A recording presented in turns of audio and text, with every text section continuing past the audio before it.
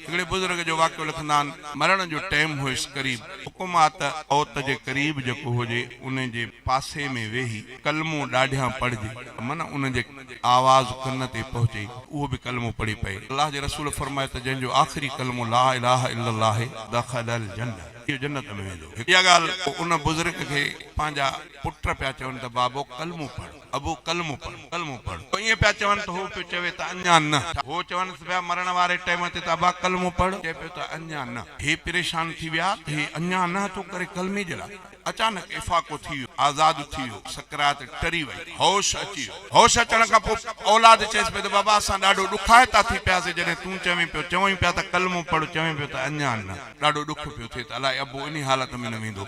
तॾहिं उन्हनि बच्चनि खे चयो त पुट मूंखे तव्हांजी ॻाल्हि त कोन थी यादि अचे, पर मुंहिंजे आॾो शैतान अची बीठो, पोइ मूंखे ॾिसी करे चए पियो त यार तुंहिंजा भाग भला आहिनि जो तूं मुंहिंजे चंबे खां बची वई, हाणे मौत ईमान ते थिए थो, मरे थो, मूंखां बची वई। तॾहिं मां चवांसि पियो त अञा न, अञा जीअरो हां, मतां तूं का चालाकी करे पछाड़ीअ में मुंहिंजे ईमान खे ख़तरो ॾेई वञे। अलाह खां दुआ आहे त मुंहिंजी जेकी हयाती आहे शायदि अलाह ताला पंहिंजे हिफ़ाज़त में रखे, अञा ज़िंदा आहियां। माण्हू तारीफ़ करनि था, तारीफ़ वणंदी इंसान खे आहे, पर अलाह खां दुआ आहे त अलाह ताला वॾाई तकबर खां बचाए।